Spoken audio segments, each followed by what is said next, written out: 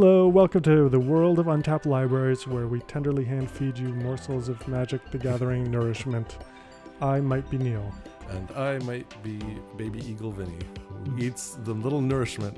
That I regurgitate. Yeah. Well, or hand-fed, like a nearly extinct baby Yeah. eagle. But I don't have to dress up as an You have eagle. to dress your hand as Otherwise, an eagle. it'll imprint on Correct. humans, and we don't want that We to don't happen. want that to happen. So yeah, you have to hand feed me, but with the hand puppet of an eagle.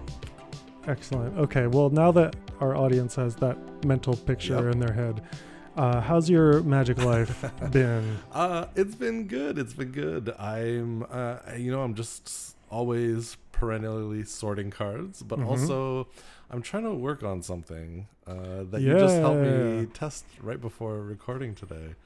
It's like a little format inspired by Dan a little bit. Players play from a common shared deck, but with like a little bit of a twist where the lands are all Rainbow Vale.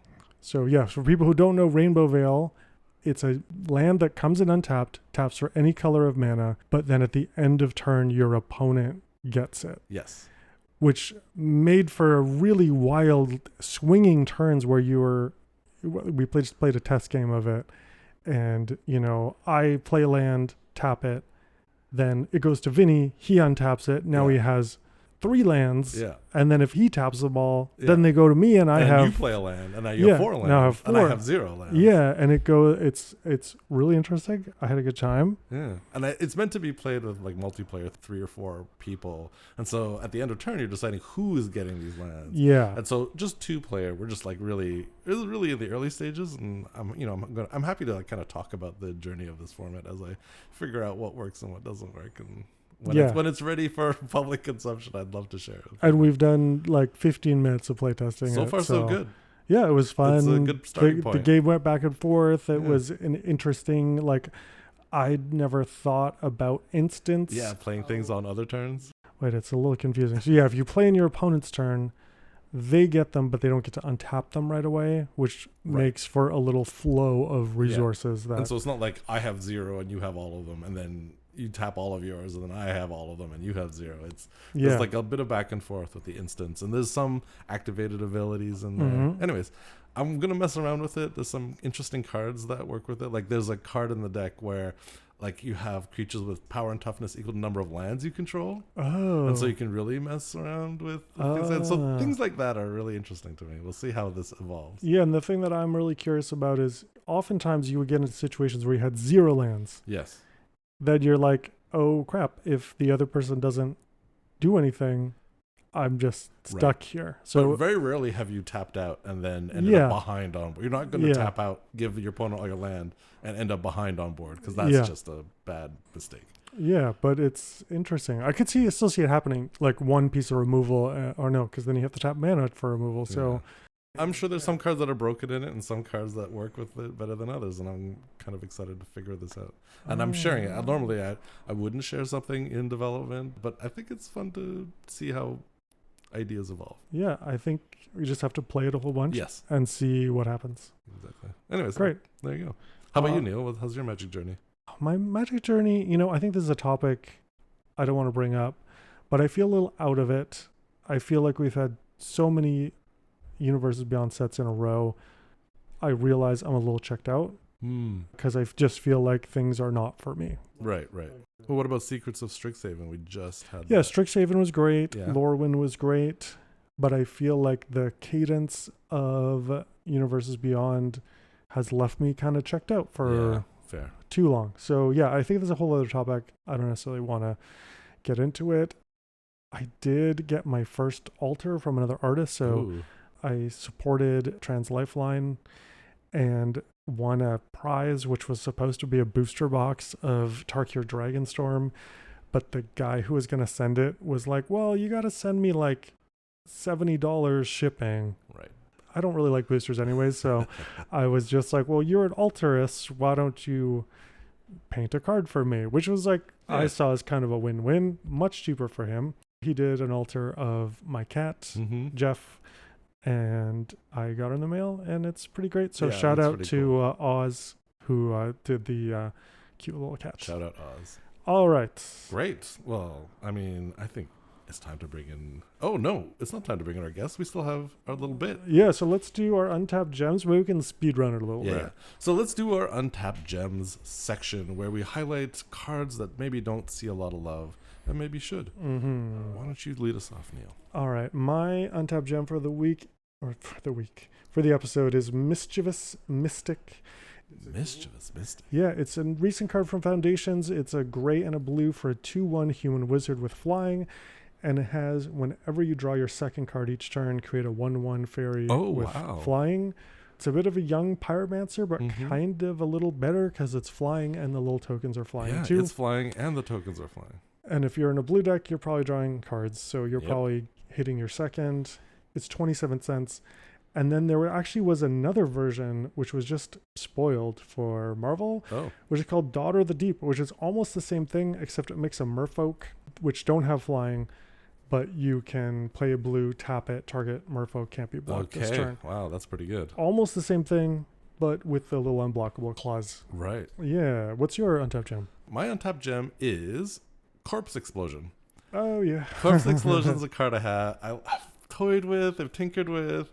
Anyways, Corpse Explosion is 1 black red sorcery. As an additional cost to cast the spell, exile a creature card from your graveyard. So you don't have a creature card in your graveyard. Not great, but hopefully, after a little while, you've got creature cards in your graveyard.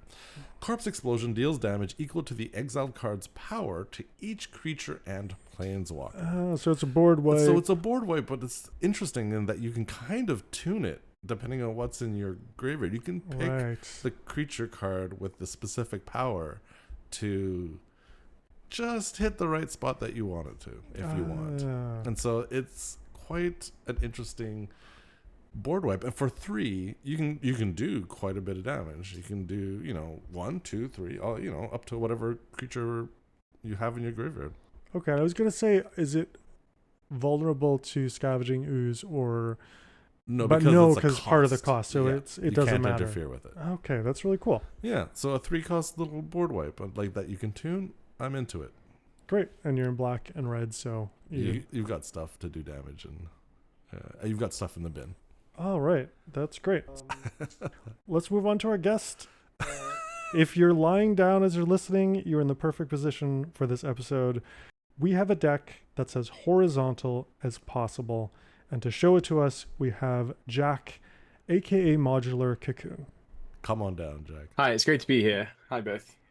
Hey, thanks for being here. Yeah, thanks so much for joining us. Yeah, so you have this Commander deck where all of the cards are played horizontally, including the spells. Lands all come into play tapped. Battles, rooms. Split cards. Split cards. It's really, I find it a very charming idea. So before we get into it, why don't you introduce yourself? Sure. So you've already done a great job. I'm Jack, also known as Modular Cocoon, on YouTube and on Moxfield, and I make interesting Commander decks. Well, I think they're interesting. I think they're interesting. They're awesome. I have a history of content creation, and I have a long love for Magic the Gathering, and I thought I'll stick them together, and I'll share some of the things that I've made. And I just try to do things a little bit differently, I suppose. You've got a lot of great content creators out there who are making really interesting stuff. Some kind of my favorites would be Games Freak SA, who make some really interesting stuff. Someone called Pandout. They're only on Moxfield, I think, but they've got some really interesting kind of off-meta or strange Commander decks. And then you've got kind of bigger names like Quips and Guac and stuff on YouTube. And Commander is great because it allows you to really express yourself in a way that maybe some of the other formats don't allow. I mean, Cube obviously does. Cube is fantastic for it as well. If you're playing something like Standard, usually you're playing to win, and you're playing to do what needs to be done to get those prize packs or whatever. I feel like in Standard too, even if you do something really weird, the chances are that the other person is not going to notice or appreciate it in any way. They're going to be like, okay, another tap land. All right, well, attack you. Attack you. I attack for 12. Yeah. So that's one of the really great things about Commander, but we already know that. I'm really excited that you asked me to come and share with you my completely horizontal deck, which annoyingly is not completely horizontal because they have not printed a horizontal legendary creature. Get on it, Wizards. Please get on Come it, on, Wizards. Then we Wizards. can A change this. 5-color legendary horizontal. 5-color legendary creature. There are some legendary creatures that come into play tapped, but they're not enough colors, I would assume, to put all the other things that you need to be horizontal into the deck. Yeah, I think that probably is the case. I'll be honest with you. One of the things when it comes to making a deck a bit like this, like you've said, to give a bit more context around it, it is entirely horizontal as best as it can be. So Of course. Yeah. every permanent comes in sideways. Every instant or sorcery is a split card, or is a has some way of having to turn it 92 degrees to be able to look at it in your hand. I kind of wanted it to be as almost you'd have to play your whole hand sideways while you're playing this deck. Yeah. You kind of do. And navigate Moxfield sideways too, because everything is Yes. Yeah. it's quite something to look at. And also because a lot of these are split cards, it almost looks like a 150 card deck, because all these little rooms and things really are kind of 2 cards in one. So it's a lot of card for your card. Yeah, as it's a very choose your own adventure. Yeah, you do get a lot of magic for your magic deck. In fact, I've wanted to build a 200 card commander deck using split cards and rooms and those types of things. But that's an idea that's been done a lot, and I sort of feel like I've done it here. Sort of. I think every card pretty much is, because even the battles, which are obviously just one card, flip. So you've sort of got it here anyway. The only difference is that you'd probably make all of the lands MDFCs, and then you would have right. You'd have everything. But when it comes to making a deck like this, I wanted to have a win con. Yep. Gimmick decks are really fun and fun to make and to have a theme. But some of the most kind of legendary ones, Ladies Looking Left, Chair Tribal. Yep. Right. These are really well-known commander decks, but they're just the theme. Ladies Looking Left is just Ladies Looking Left, and Chair Tribal is just every card has a chair in it. And that's fine. I mean, it's fun to sit down at your table and say every card in my deck is a lady who's looking left. I'm going to play them. But that's as far as it goes. And I wanted it to be that you could actually win with this. Not only can you play this gimmick deck, you can win with it, theoretically. There's only really one card which enables that, which is Central Elevator Promising Stairs, the enchantment. If you have 8 or more rooms, you win the game. Right. And that's sort of the starting point of all of this. Yeah. That led to me needing Marina as the commander, because she's the rooms commander. So let's read Marina out really quickly. Marina Vendrell, all the colors, all 5 colors, legendary creature, human warlock. When Marina Vendrell enters, reveal the top 7 cards of your library. Put all enchantment cards from among them into your hand. All the rooms are enchantments. And the rest on the bottom of your library in a random order.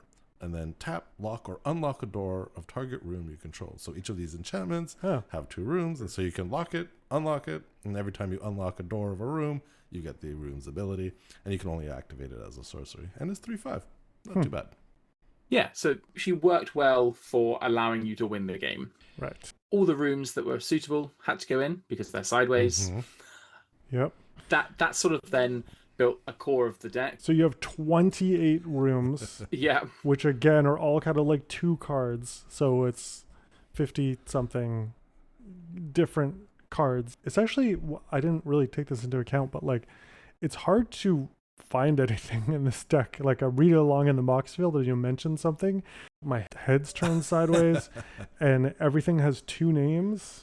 And there are only 30 rooms that were printed, and you have 28 of them. Okay, so there's only a couple that are let's have a missing. look at the ones that I didn't include, and I'll tell you why if I can find out which are the ones that I didn't include. Let's have a look. I misspoke. I just realized the error. Oh. There are 28 paper room cards, but there are 2 more alchemy room cards that showed up in my Scryfall. So this is every This it is is all the every paper ones. single room. See, I knew that. There we go. I was testing you. And I've actually found I do have the basic land one in here anyway, so we can There you go. run all this back again. Mouldering Gym. When you unlock this door, search for a library for a basic land card, put it onto the battlefield tapped, then shuffle. However, there is no basics, so it's pay 3 mana, shuffle your deck. Because basics would enter untapped, which Yeah. thus. They're not allowed. The Yeah, theme yeah. does not allow it. Well, it does Yeah. let you shuffle your deck, so you get different cards off Yes, Marina. yeah. So if there's a way for you to Aha. view the top of your library, I'm now having to do what you've just said, which is look at the deck sideways and try and figure out what's in here. Yep. If that is possible, I guess there is this surveil. You could theoretically kind of unbrainstorm lock There you go. yourself. There isn't brainstorm in here, but you could. If you realised that the top cards of your library weren't great, you could pay 3 mana to shuffle them away. Mm-hmm. Maybe if someone Yeah, meddles with the top yeah. of your deck, then you gotta Guess shuffle. what, buddy? Actually, there's a flower as well. Search your library for a basic forest or plains card, then shuffle your library. Okay. Oh, so you have triomes in here. Yeah. So you could get a yes, plains you're with right. that. You're right. Yeah, there you go. There's some ramp, and the only other bit of ramp left is Invasion of Ergamon, which creates a treasure token. So Right. if a singular treasure token counts as ramp, there you go. Yep, it does. Uh-huh. It does. Amazing. And so yeah, you have all these enchantment rooms, but you also have this battle type that was introduced. Yeah, this exciting new March of the card Machine, that they're yeah. like, this is going to be the new card type, and They have yet to print another they one. haven't printed a single one. But if you don't know since. what battles are, they're a card type. They come in sideways under an opponent's control, and then you can attack. They have like a little battle value, like hit points. You can attack them with creatures like planeswalkers, and when they're down to 0, they flip to the other side. And I believe they're like nearly all of them creatures. Maybe some of them. There are a few shadows, enchantments as well. but I think they're all.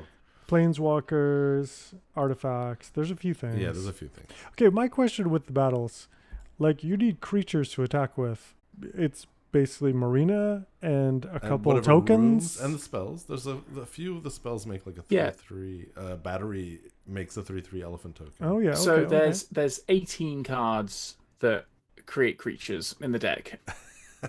Okay. Oh, We've got things like Alive, which puts a 3/3 centaur creature token onto the battlefield. That's alive and well. I'm going to be giving you half names here because they're all split Yes. cards. Mm-hmm. Things like Battery, like you've just said. Assemble. 3/3 green elephant creature. Mm-hmm. Cool. Put 4 1/1 white bird creature tokens with flying.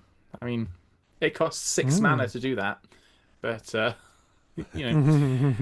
there's some that are repeatable with Marina in play. So, Grand Entryway, when you unlock this door, make a 1/1 Glimmer. Oh. I mean, it's Right. it's not great. That costs 2 mana anyway. And then Marina costs 5, and then Right. you'd have to tap her. Tap. Lock it. Yeah. Tap. Unlock it. Yeah. Okay, or you could untap and then pay to unlock, but then you're Yes. Yeah, we're All moving right. slow here, but I think one of the things that's quite nice about Commander and going into a kind of a pod and sitting down and saying, I've got this deck, I want to show it to you, because it is a casual format. In my experience, people just like watching you play it out as best as you can. You could sit down at a table with a Yeah. bunch of people playing, bracket 4 decks, and they'd happily let you do your little sideways deck thing, and you can Yeah. chip away at our life a little bit, and then I'll kill you. Yeah, perfectly reasonable. I would watch it. I'd be like, all right, I'm not going to bother this player too much. And I'm Yeah. out of curiosity. I kind of want to see what happens. it's definitely not a deck that I'm like, oh, we have to deal with Yeah, this it's not horizontal kill outside. player. Yeah. Okay, all your removal, aim it at these battles. Oh wait, no, does that work? No, it doesn't But see, work. the I don't thing think is it that works. I actually the battles are something that I'm a little bit conflicted on because all of them flip into non-horizontal cards, and so I almost don't want anyone to just. You don't want. I You don't, don't want want to to flip flip them. them, They yeah. ruin the theme. But there's actually just not that many. There's enough horizontal cards to make this deck. But if you didn't have the battles, you'd have to kind of pad the rest of it out with split cards, and you just have hardly any Yeah. Right. permanents, and it would just end up being Right. even worse than it is. Yeah. I think this is super, super interesting. Like, just a very fun deck. I would say this is like, it perfectly qualifies. It's like exactly what bracket 1 is for. Yeah, I would say so. Would you agree? I would agree. I Jack? think I don't know how I feel about the bracket system still yet. I prefer it to the old system where everything was a 7, as we all know. But Yeah, between Right. between 7 and 7. yeah, I like the idea of it just being a kind of wacky theme deck that you sit down and it's just a bit of fun. But yeah, in terms of how the bracket system is created, it is a bracket one deck, and I quite like making bracket one decks that have, like I said at the start, a win con, a way of actually doing something with it. Because you can make a bracket one deck of anything really. You could just pick any theme under the sun and just throw a bunch of cards. There's enough Magic cards out there that you could pretty much do anything. I have a another deck which is I called my Final Fantasy deck, but it's not Final Fantasy. It's my last fantasy deck, because when we had Spider-Man and then we had Teenage Mutant Ninja Turtles and I've got Marvel, you've got the real world. You don't need fantasy anymore. We can have it's my Final Fantasy deck, and it's a deck that is just basically all things that you can see and visit in the real world. Right. Ah, that's cool. You know, we all play this game. We love the worlds that they've created, like New York, or Egypt, or there's actually it's all the way to the start of Magic. Really, there's things you can do. That's got all of the European basics in it, which have kind of landmarks of different places in Europe. So it's got like the White Cliffs of Dover and stuff. Even those cards, which are from the late 90s, I think, can be included because they're just places that you can go to in the real world. And so I quite like the idea of kind of making these decks and doing something that really stretches your imagination and your deck building kind of skills. I think it's a nice practice, a nice little thing to do to practice deck building, especially that we've got all of these abilities to do it online. I mean, you don't have to buy this deck. You can just spend the time. I was gonna ask you, like, for a deck like this, have you actually physically built this, or is it just like more like a theory? So this one I have built, and I have played it a few times. I've taken it apart now. I've got all the pieces, but it's something that I could put back together. It doesn't play as fun as the idea sounds like it would be. I think it's a gimmick deck in the sense that you play it once, you show it to your pod, and then you're like, yeah, that was cool. We're done now. But it is fun the first time you see it, and I think that it's something that is definitely worth taking to something like a con or kind of an event. I quite like having con decks, as it were. I've got a mono red landfall deck as well that I often take to conventions and stuff because it's different and it's strange. I think that when you're playing games with pods and you're usually playing one game, so I play with the same 3 people every week. I've got a regular Magic group that we meet up and we play. If I turned up every week with this horizontal deck, it would just very quickly become very boring. It wouldn't be as fun anymore. Yeah. And also I would get annoyed because I'd constantly be losing. Whereas if you turn up to, MagicCon or, Command Fest or something like that, and you sit down with a group of random people and you say, I want to show you a little bit of myself. Here's the deck that I've built.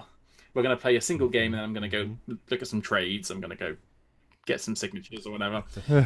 It gives you a chance to start a conversation in a way that if I sat down and I said, here's my Edgar Markov deck, I took the top 100 cards that are recommended to me. Right. I'd be like, I don't really need to leaf through this deck. I get the idea. Yeah. And I guess that's why things like CubeCon are so popular, because something like CubeCon, you go and someone says, I've made a cube that's all ornithopters, or I've made a cube that's just versions of Glisser. You're like, wow, okay, why? And tell me a little bit more about yourself, and I'd love to play one game of this cube, and then I can go find another one. Yeah, I love it. It feels like a suit. Like you wouldn't want to wear it every day. Yeah. But on a special occasion, you want to bring it out. I was gonna compare it to Marcel Duchamp putting a urinal in an art gallery. It's conceptual. It's not. You're gonna compare our guest deck to a urinal? Is that what you're saying? Yes. Yeah, I'll take it as a compliment. To a famous art piece.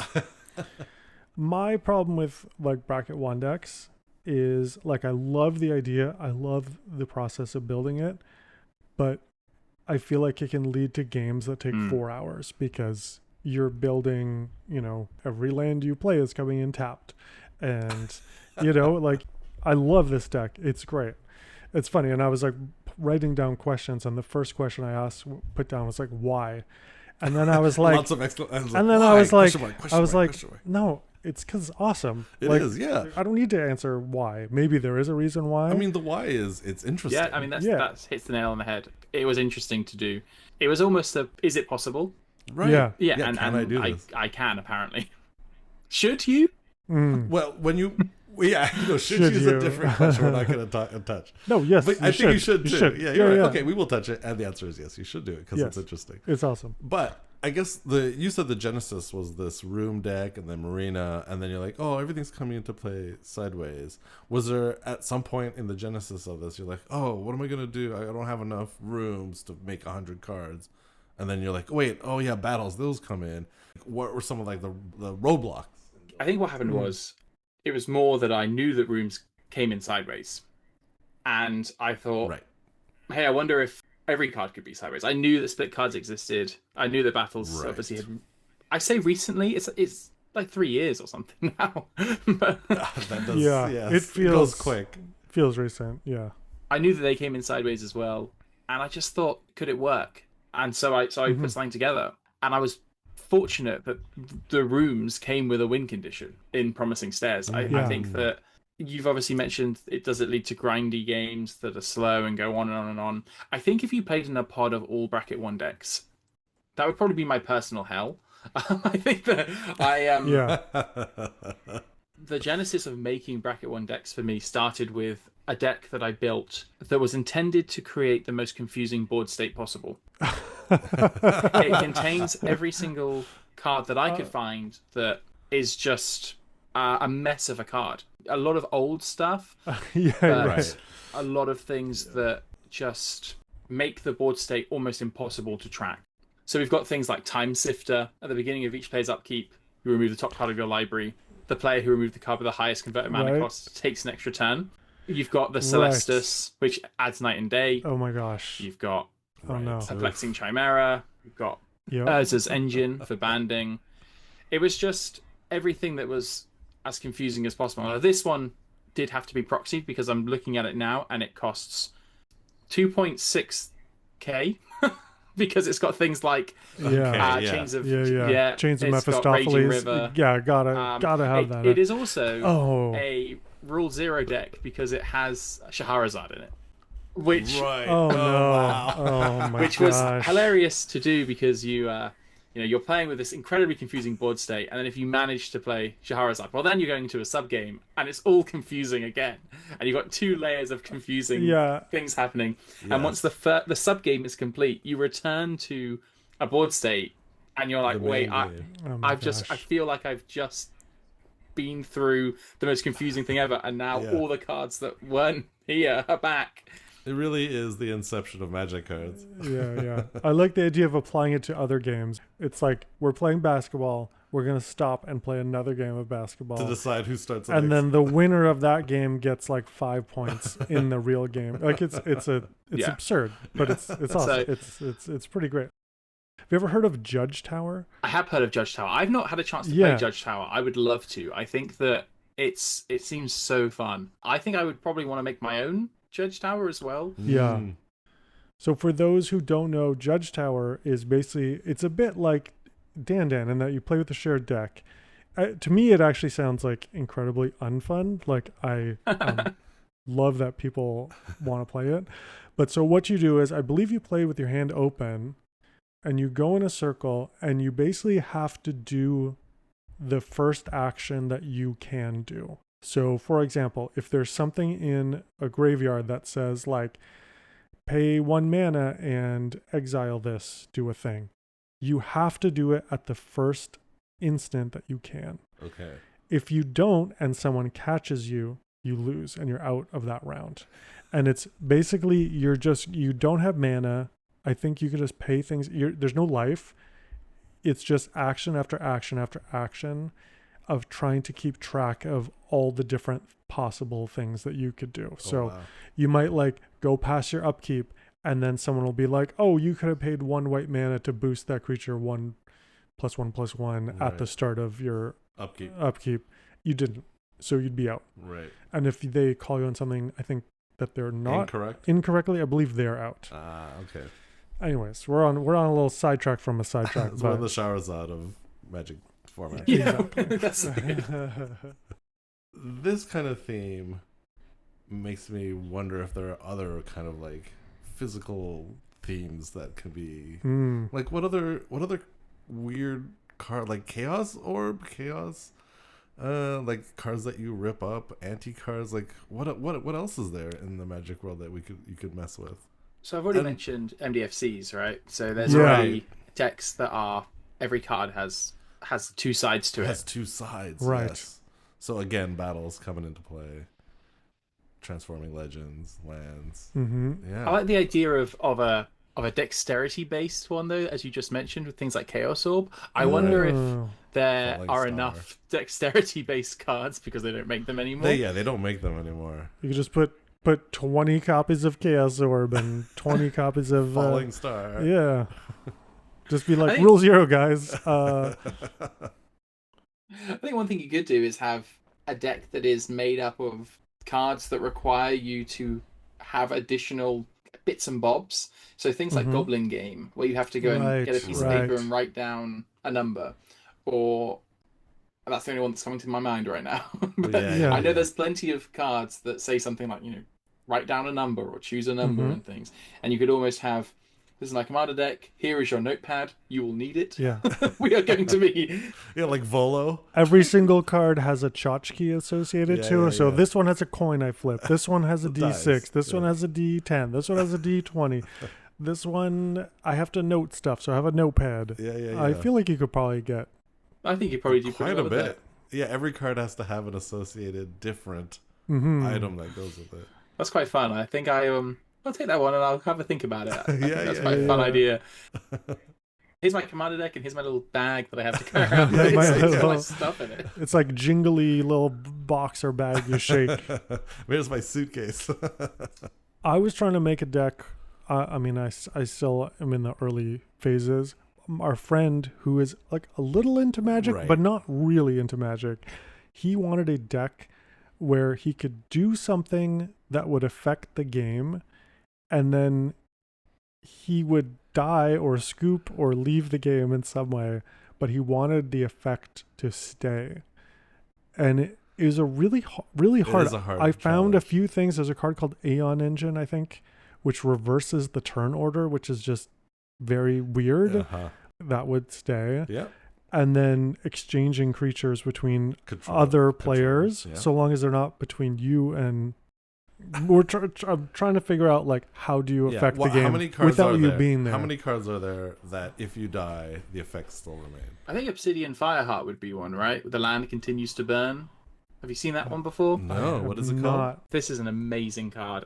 It's amazing mostly because of the reminder text. So Obsidian Fireheart is a 1 generic and 3 red for an elemental 4/4, and for 1 and 2 red, you put a blaze counter on target land that doesn't have a blaze counter on it.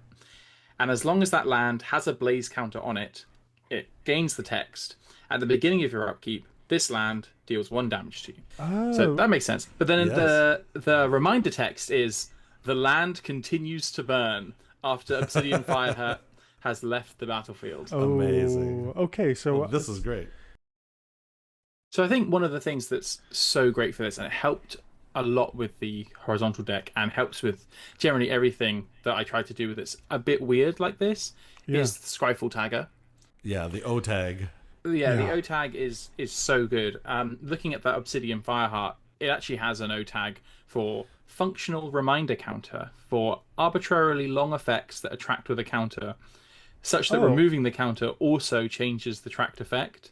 How do So- you see the O tags yeah, on a where card do in you? Scryfall? Yeah, this is That's amazing. new to me. So if you go to any card on Scryfall, right at the bottom there will be a section that says Toolbox, and at the bottom of that section it says Open on Scryfall Tagger. Wow. Okay. That will open the card in the tagger, and then it will give you all the tags related to the artwork, and then all the tags related to the card.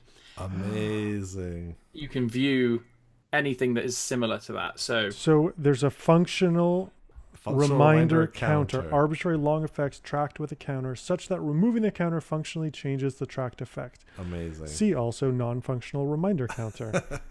Yeah. Oh my gosh, this is revolutionizing. I've wanted this for I don't know how long, and I'm like, how was I not? And I looked for it and I couldn't figure it out. I must have been looking for the wrong thing. So yeah, scroll down to the toolbox section. This toolbox, buy this card, images and data. Under toolbox, the last one is currently open on Scryfall Tagger. Boom. This definitely qualifies as a tender nourishment morsel. Yes, into our baby bird beaks. Into our baby, yes. Oh, this is gonna revolutionize everything. This changes everything everywhere. My life before this and my life after this. Yeah, so I'm so pleased Jack. I could enrich you. It's so helpful. It's the only way in which I think I've been able to make these decks and stay sane. If I can be referred 100%. To as such. So long have I been doing all sorts of crazy Scryfall. Yeah. Like these huge chains. I'm like, wow, how do I do this? And then I find like, I can look in the OTAG. And anyways, great, fantastic news. I love the idea too of, like I feel like we have endless spoiler season and people are like, oh my gosh, that card is like awesome in my whatever deck. This has a lady facing left. And you're like, oh, this center's tapped. Awesome. Yeah, it does feel that I can't wait for them to bring back battles, because then this whole thing can have another look at it again. I feel like it's kind of had its where it is now. There's not loads to add. There's a few that have come out. The Doctor Who set had a few split cards, but I don't believe I put any in because I think they all kind of relate to Doctor Who stuff, or suspend, or time travel and things like that, which just didn't seem like it needed to be involved in this deck. Right. Mm-hmm. Especially because one thing that's quite nice about the horizontal deck is that it feels to me like old Magic. It feels like pre-Universes Beyond Magic, which, I mean, I'm not a Universes Beyond hater by any means, but there's something really nice about playing a bunch of old strange cards that Wizards just wouldn't ever touch ever again for a whole host of reasons, whether that is because they don't design cards like that anymore, or because cards are a lot more powerful now that they would never make something that is like this. I mean, we mentioned way back about Alive that puts a 3/3 green centaur into the play. So the two sides of that are alive and well, and you can cast both of them with Fuse. So if you were to do that, Alive gives you the centaur for 4 mana, and Well gives you 2 life for each creature you control for 1 mana. Right. So for 5 mana, you make a 3/3 centaur and gain 2 life for each creature you control at sorcery speed. Yes. Right. I think that modern Magic would never make that. I mean, I don't even think that would classify as chaff for limited. It's right. Yeah. It's terrible. Yeah. But at least it has a space here. It's lovely to be able to be like, hey, I play Alive and Well, and my favorite thing that ever happens at any commander table is, hey, can I just look at that a sec? And they mean it because, not because it's too confusing or because there's so many cards that are releasing they haven't heard of it, but because they just don't know what it is. They look at it and they kind of look at you then confused, and they're like, why? Why is this in your deck? Why? Obviously, in this case, it's because it's sideways, but sometimes you play cards that are older, and it's like, what kind of tricks are you playing? I don't know why you're playing this card. And it's like, well, I'm playing it because it's bad.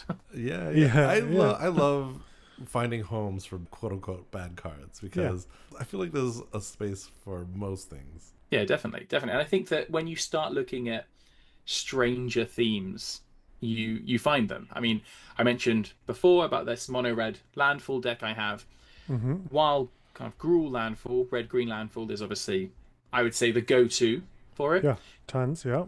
Just going red is a bit strange. I have an Orzhov landfall deck as well, so black-white. Okay. Oh, that's and that doesn't have any of the typical landfall. The only one it's got all the white typical ones if you would have like Naya landfall and stuff like that. Yeah. So the one that makes cats or puts +1/+1 counters, that's my mind is I'm not remembering right now. The fledgling the bird that gets +1/+1 and flying. That's also one. Yeah. There's a few now, but there's a whole load of black landfall cards from original Zendikar and things like that no one ever plays. But they're not, they're not bad. They're just not as good as the optimal way of playing, Right. as it were. But Hmm. there's a space and a time and a place to play Commander optimally. Yeah. I've got some of the decks that I have are just designed to be powerful. I mean, I've Yeah. definitely enjoyed playing a powerful deck and just sitting down and like, right, I'm going to play this. It's a great deck. I'm going to smash your face in, and we're Hmm. going to have a good time. But then sometimes it's nice to be like, hey, this is just not good, but we're going to have some fun. It's a great little work of art almost. Yeah, I think just as a concept and executed so lovingly, I think is a thing of beauty. So Yeah. Why is not the question. why is not the question? There's no why. The question is, why not? Why hasn't this been done before? Yeah. I guess we needed rooms Yeah, and battles. and battles. Do you think they'll ever do battles again? One could hope. One would imagine. I do find them extremely thematically clunky. Sure. Like they It don't doesn't feel like a battle. everything in Magic kind of feels like, okay, I'm a wizard. I'm summoning creatures. Right. I'm shooting fireballs. Getting these artifacts that Yes. help me. And then I'm making a thing that goes to my opponent that if my creatures do damage to it, Yeah. it turns into something. Yeah. It just thematically makes no sense to me. Yeah, I think a battle kind of ensues, like there's some kind of conflict that's happening. You're fighting over something. Yeah. And I remember when they were teasing it, I was like, oh, what if there was a thing where you can like push and pull a marker yeah. from 0, and if I do damage to it, it goes up a point. If you do damage to Yeah, it, it goes yeah. up a point. And the first person And the to get first person to to 8, hit like 5 yeah. or whatever, each one can have a different value. Then there's a battle over it. And like, Yeah. oh, that sounds interesting. Yeah. Whereas this is, all right, I'm going to summon a battle. It sits there until you do something. But it does a thing. Like I get an effect from Yeah. it being there. Yeah, it's a sorcery that sits there. And then I attack it, no one else can attack it. No, it's not sorcery. It's just it's Well, its I own know, card type. but it yeah. does a thing. It's like you Yeah. cast it. It's like an enchantment that sits there. Well, that's the strange thing that you said that anyone can attack a battle in a Commander game. If I were to play a battle and place it under your control, Vinny, Sure. Neil and I can both attack it. Right. Why Neil would, I don't know, but Yeah. Correct. you might just want to help me out. That's a reasonable thing in a commander game. It could Yeah. definitely happen if you're like, oh, if I get this flipped, then I'll help you I or can whatever. Yeah, I can deal You can with this. politic with it. Yeah, but I do think it's thematically strange, like you said. Yeah. It's weird because the story that we've moved so far away from of how Magic is, where we're planeswalkers, like you said, shooting fireballs and stuff. I think the idea was is that you're kind of meant to be summoning these creatures and spells things from your history as a planeswalker. So battles feel like you're talking about I was at the invasion of Asgol, or I was at the invasion of Ravnica. But that's a saga. that's like, It does feel feels like a saga. It's like You're right. it's a story that you're telling. Right. And funnily enough, sagas don't seem to have the same thematic issue for me that No. you've mentioned the battles have. I feel like a saga makes sense. You're kind of relaying this legendary tale, and you're as part of that tale, you're Yeah. bringing in whatever effects it has. But it's a bit strange that battles enter, they do a thing, and then actually no one has to hit them ever again. They can Yeah. just do that thing and then just sit there and clutter the board.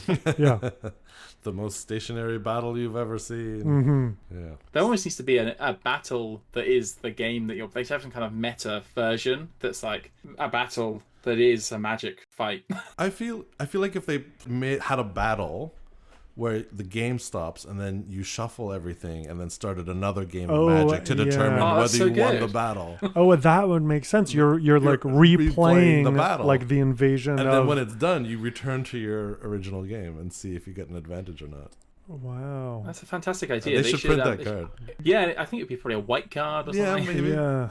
Yeah, maybe we could use like an ancient story To to inspire. inspire it. Yeah. Well, we'll That's see. great, Maybe yeah. they will.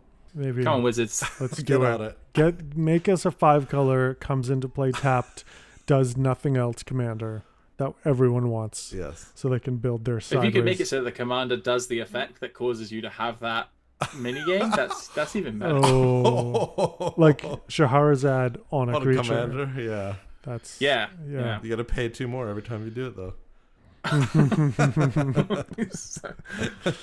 Has affinity for sub games played.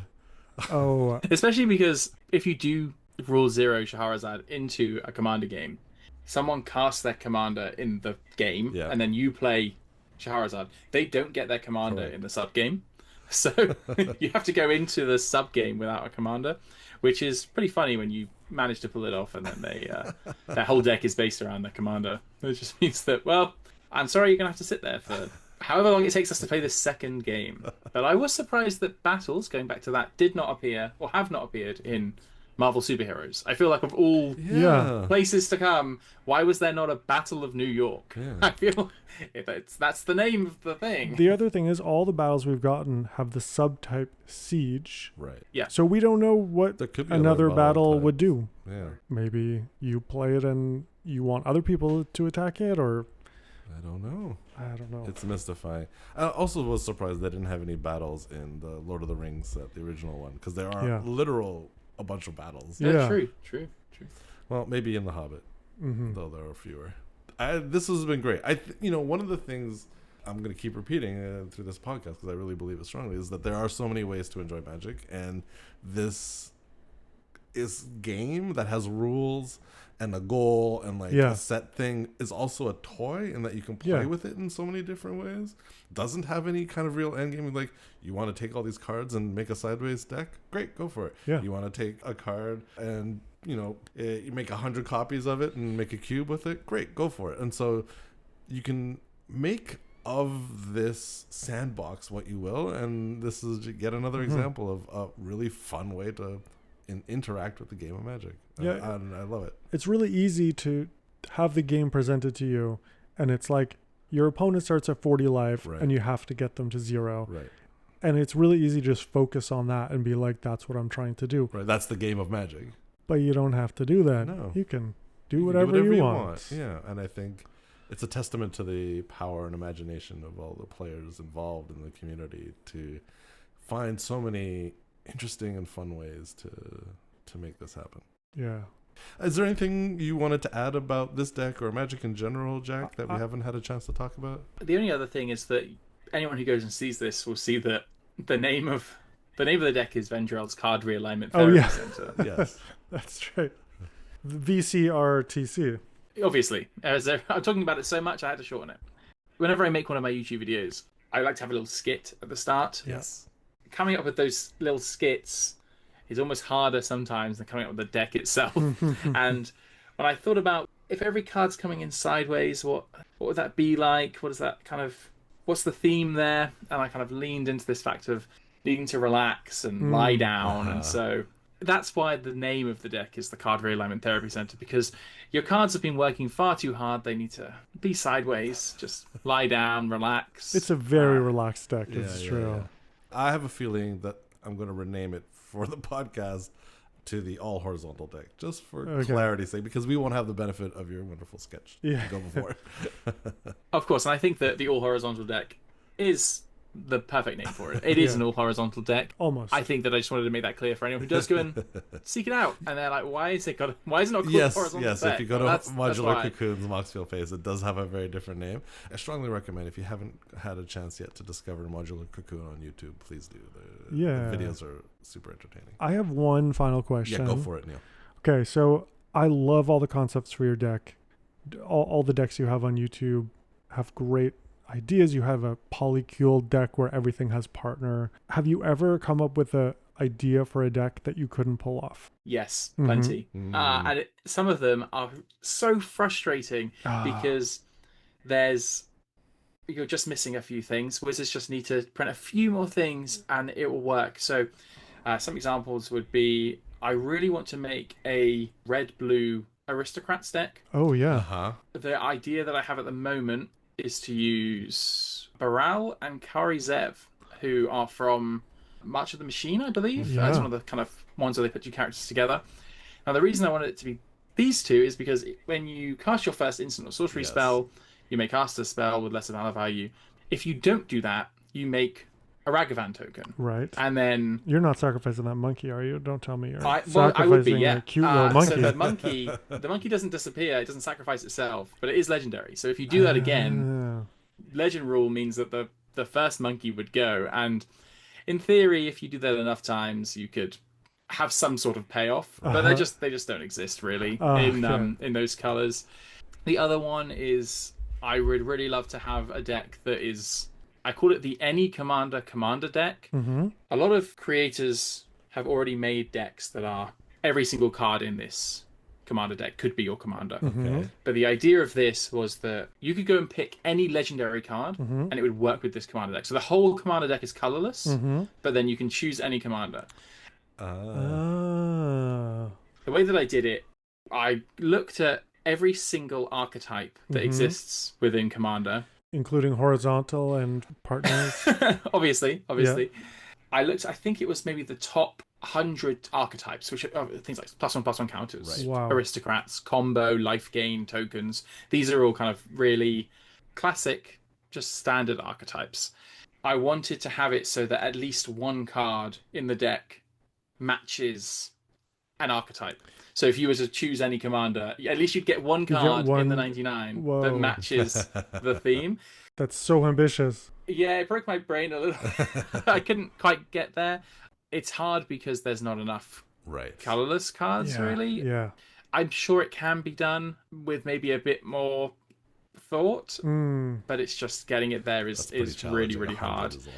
Yeah, there's plenty that exist. There's some that I've made that just don't work. I thought they would. I made one which I played in real life, which the intention was that you never play the game of Magic. So it was using Chronotog, which is one of the ATOGs, which is Yep. skip your next turn. Yeah. Chronotog gets +3/+3. If you were to cast the Stasis Coffin, which is Right. a card that gives you an all permanents you Yes. control Protection from everything. protection from until everything. and Until your next turn. Oh, that's amazing. You just win. Give Everyone yourself decks protection out. from everything. Yeah, exactly. You would give yourself protection from everything, and all permanents you control protection from everything. You would then stack the triggers, so you're skipping your next turn 100,000 times, and then you say, "Okay, guys, you continue playing. I've won, but you guys can play for second and figure it out." The thing is that I pulled it off in person once, and then I realized that actually the combo doesn't actually even work. It doesn't? The cards, no, Chronotog doesn't work that way, and the Stasis Coffin doesn't give your stuff protection. Oh. It only gives you protection. It was an ambitious idea that you both gave me the reaction that I wanted when I made that deck, but it doesn't work out the way that I thought it would. The only other one that I want to mention that is like this is one that wanted to win by giving your opponents an infinite amount of creatures and then Rakdos charming them. Yeah. Oh, that sounds a bit like a Feldegriff. A bit like a Feldegriff deck. Yeah, so it was using the Hunted cycle, which are the cards that supposedly, probably not now, but were at the time pushed. But it, as a consequence, would give your opponents a thing to deal with them. It'd be like you'd get a 6/6 for 4 mana, and then your opponents would get 3 2/2s. It's like, now that is terrible. Yeah. But probably at the time was pretty good. Yeah. You'd flicker that card an infinite amount of times to give your opponents an infinite amount of stuff, and then you'd Rakdos charm them. That sounds workable. So the deck works. I can't make a video on it because I can't even begin to explain it in a way that makes a lot of sense. It's sometimes that's the other side of it. You can make a deck and play it, but explaining it to people is also a challenge. Yeah. Which is a challenge that only exists if you're trying to make a YouTube video about it. But because otherwise you can just be like, "Here's my weird deck. Let's play," and you'll see how it works. Which I've got a very good friend. She only plays decks like. Yeah. We joke that every time we sit down, it's what D&D artifact is Maya gonna win with, because there's a lot of strange Dungeons and Dragons artifacts, Yeah. like Deck of Many Things as an example, which can win the game, and all these very weird cards, and you sort of just when we play, we let Maya do whatever Maya's doing, and then something will happen, and there's a bunch of strange cards, and it's impossible to understand until they win. Just to go backwards, the reason Chronotog doesn't work is you can only activate it once per turn as an errata. Oh, they errated it. Yeah. Oh. All right. Well, that was wonderful. Thank you so much for joining us, Jack. We've had a really great time exploring this sideways deck. I feel relaxed and ready to go horizontal myself. And I really look forward to seeing what you do in the future. Yeah. And I look forward to more weird decks, and maybe even some of those decks that didn't work out. Maybe upcoming sets will have cards that they'll print a Chronotog that you can activate infinite times, and then you'll be set. There you go. Well, thank you both so much. It's been great to kind of join you today, and if there's anything else that you find interesting in the future, I'd love to come back and talk to you about those. But it's been a lot of fun just talking about this game that we love. Yeah. Where can people reach you? Best place is on Moxfield or on YouTube. Just by searching for Modular Cocoon, you'll see all my decks, even the ones that don't have videos, on Moxfield. And then if you just want to see my strange skits and my weird decks in video form, YouTube's the place to go for Modular Cocoon. Well, thanks for joining us today. Well, that was great. I feel extremely nourished. Yes, as a baby bird once ready to fly from the nest, I think we are sated. You're definitely sated. We had a family of robins nested in a window, and we saw them fledge. And I feel like those fledglings right now, ready to fly. Especially now that I know about the O tagging. Incredible, life changing. Very, very useful. All right, Vinny. Well, Shall I wrap things up with my usual speech? Yeah. You can find us on Blue Sky and YouTube as Untapped Libraries, as well as Moxfield, where all of our guests' deck lists are available. Our music is by Sparkling Water. You can find all of their music wherever you get your streams. Untapped Libraries is a proud part of the Podcavern network, found at podcavern.com. If you have any questions, comments, or tags to apply to us, we can be reached at untappedlibraries@gmail.com. Thanks for listening, and keep building.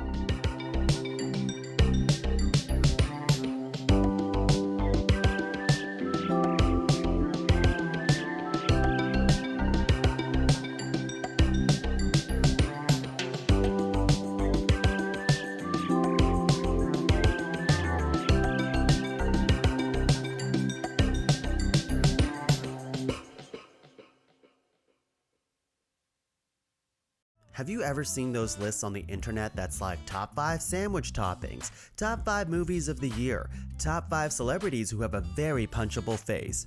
You know what I'm talking about. The point is, all these lists drive us crazy because we have no idea who made them and how they even narrowed down their top 5 list. That's where my podcast comes in. My name is Tung La, and I am the host of Ranked, top 5 lists of stuff that don't matter. In every episode, with the help of a motley crew of self-proclaimed experts, we debate, battle, and work together, showing you the entire process of how we got there, to create a top 5 list of any and every topic we can think of, like top 5 brunch menu items, top 5 fictional dogs, top 5 90s songs, top 5 Steves? The list goes on, and we will not rest till we rank basically everything. So join us every second Thursday in the Podcavern for Ranked, top 5 lists of stuff that don't matter. Top 5, top 5, top 5.